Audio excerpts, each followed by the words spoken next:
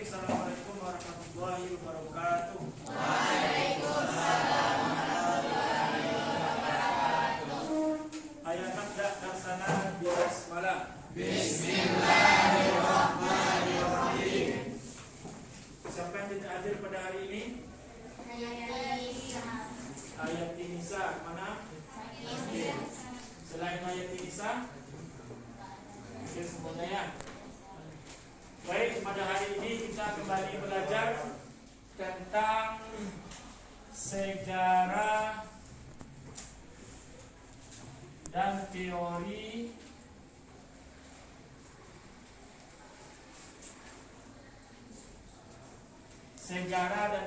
masuk Islam di Indonesia. Pada kesempatan ini kita belajar sejarah kapan Islam masuk pertama kali ke Indonesia dan apa saja tentang teori tentang masuk Islam ke Indonesia ini. Tujuan kita mempelajari ini adalah yang pertama nanti kita akan mengetahui tahun berapa, kemudian yang kedua siapa pelakunya, artinya pelaku pembawa Islam. Yang ketiga apa saja teori. Dari teori ini kita akan mengetahui nanti yang pertama tokohnya, yang kedua buktinya, yang ketiga adalah kelemahan dan kekuatannya. Nanti setelah kita mempelajari teori ini, nanti kita akan mengetahui mana teori yang kuat, mana teori yang lemah. Sudah pernah kenal sebelumnya teori-teori ini? Sudah. Teori yang pertama teori Arab, yang kedua Bagaimana suci kaum Syiah atas kematian Husain bin Ali, yaitu cucu Rasulullah. Yang kedua tradisi tabur di Pariaman di Sumatera Barat dan Bengkulu. Juga pengaruh bahasa yang banyak dipakai di Indonesia seperti kata bang, abdas, dan mesijid adalah istilah dalam bahasa Persia. Kedua teori tersebut mendapat kritikan dari teori ketiga, yaitu teori Mu'tah atau teori Al-Fil. Buya Hamka mengatakan bahwa Islam berasal dari tanah kelahirannya, yaitu Arab atau Mesir. Proses ini berlangsung pada abad pertama Hijriah atau abad ke-7 Masehi. Artinya, menurut teori ini, Islam masuk ke Indonesia pada awal abad Hijriah, bahkan pada masa pemerintahan Khulafaur Rasyidin. Islam sudah mulai disebarkan di Indonesia ketika sahabat Abu Bakar, Umar bin Khattab, Utsman bin Affan, dan Ali bin Abi Thalib memegang kendali. ini ada benda-benda tertentu yang bisa mengandung kekuatan atau memberikan pengaruh baik ataupun pengaruh buruk kepada masyarakat. Apa contohnya pikiran? Contohnya Ilham? Batu. Apa lagi? Pohon. Kubur Pasai kan kerajaan Islam. Dahulu dia kuat, tapi dia akan melemah di satu saat. Samudra Pasai disebabkan oleh serangan Majapahit ini ke Samudra Pasai. Itu terjadi pada tahun 1339 Masehi. Pada tahun 1339 Masehi ini, Majapahit telah menyerang kerajaan Islam. Artinya Islam masuk ke Nusantara, Majapahit pun sudah ada. Jadi mana yang lebih dahulu masuk Buddha dibandingkan Islam, Ustaz? Ya pastilah Buddha. Karena buktinya sebelum Islam masuk, Majapahit sudah ada.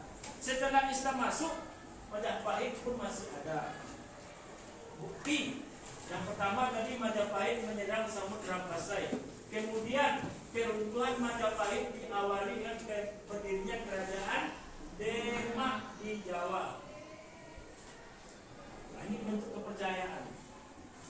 Nanti akibat kepercayaan inilah salah satu faktor yang mempengaruhi bahwa agama Islam mudah diterima oleh orang Indonesia, oleh orang Nusantara.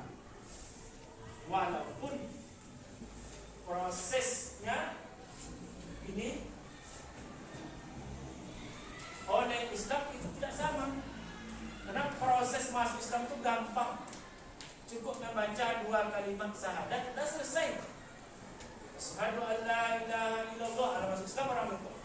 Tapi kalau di sini banyak proses yang dilalui.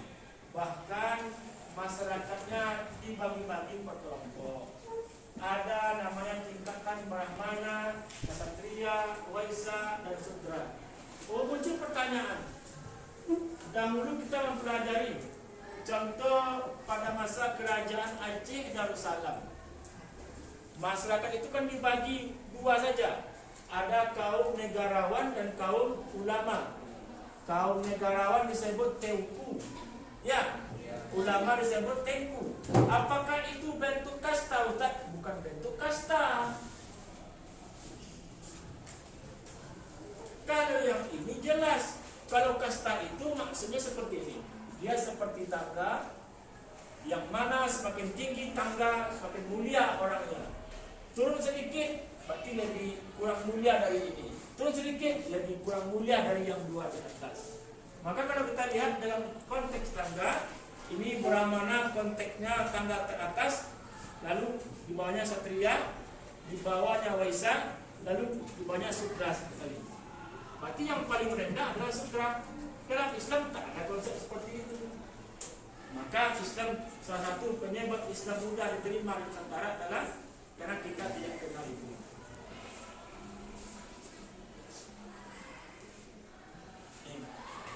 Yang pertama kita mempelajari ada namanya teori Gujarat. Kita masuk lagi tentang teori. Teori Gujarat banyak tokohnya, tapi di antara tokoh yang terkenal adalah ini. Yang kelima kesenian, wayang, gamelan, dan lain-lain. Yang keenam tasawuf, sufi. Baiklah, ada yang ingin bertanya? Oke.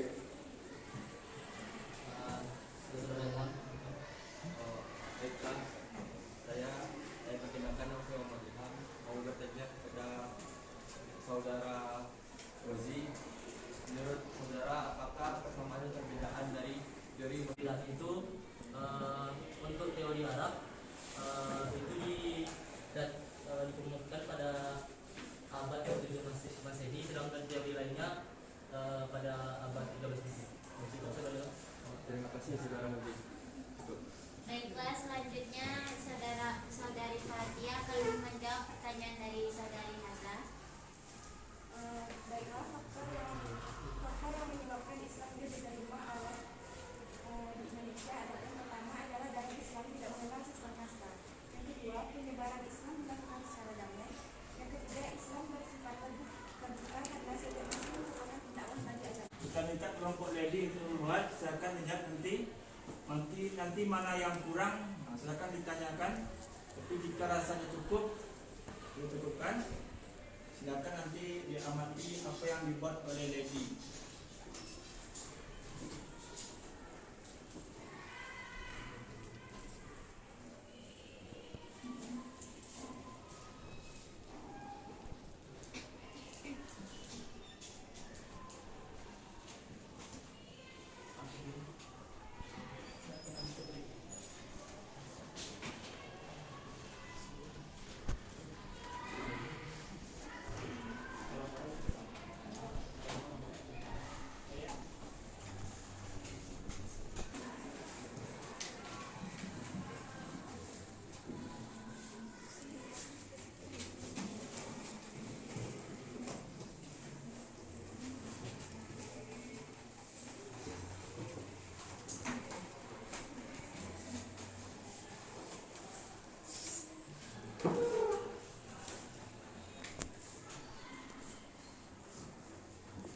Minggu depan kita akan membahas tentang Islam Samudra Pasai.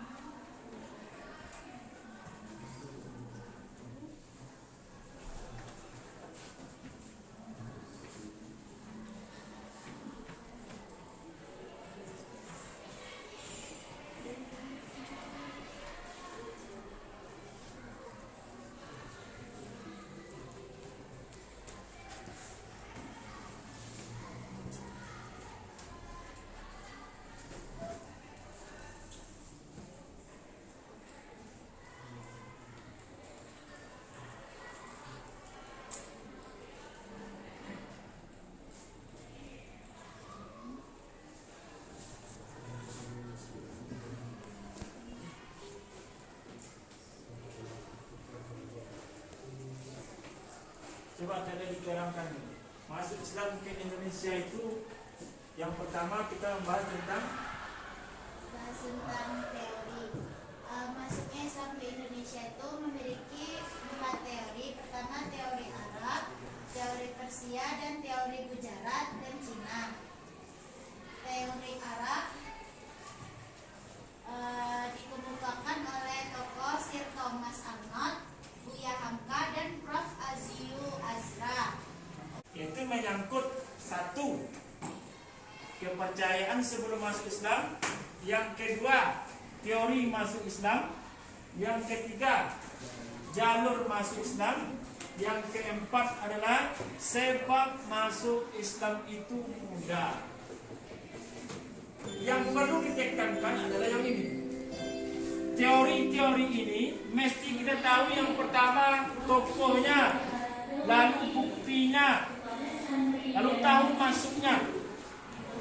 Dilihat dari ini, seperti yang didengar oleh Ilham tadi, perbedaan yang mendasar dari masing-masing teori ini adalah tahun masuk Islam. Kalau teori Arab mengatakan itu tahun ke Senepinya tahun. Jadi saya berharap yang ini hafal ini. Teori Persia buktinya apa? Tadi kesamaan ajaran Siti Jenar dengan konsep wahdatul wujud al-halal di Persia. Nah, kalau teori Cina adanya masjid tua yang berarsitektur Cina. Kemudian kalau teori Arab buktinya apa?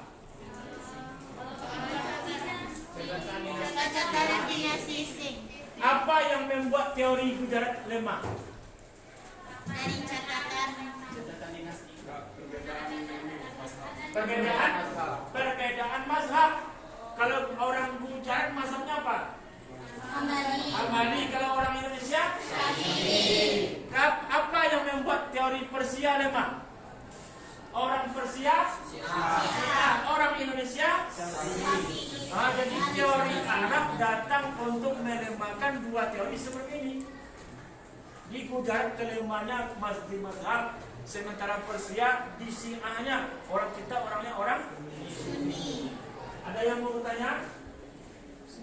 Ada? Tidak. Jika kasih pertanyaan seperti ini, jelaskan olehmu bukti-bukti bahwa Islam dibawa ke Nusantara oleh orang Persia. Satu. Apa bukti dari Persia tadi? Ajaran konsep wahdatul wujud. Satu. Yang ada di Pariaman apa tuh? Siapa tokoh pencetus teori Cina? Sumanto Al-Qurtubi. Nah, demikian yang dapat disampaikan pada hari ini. Seharap ini dihafal, dipahami. Kita akhiri pekan kita dengan alhamdulillahirabbil alamin.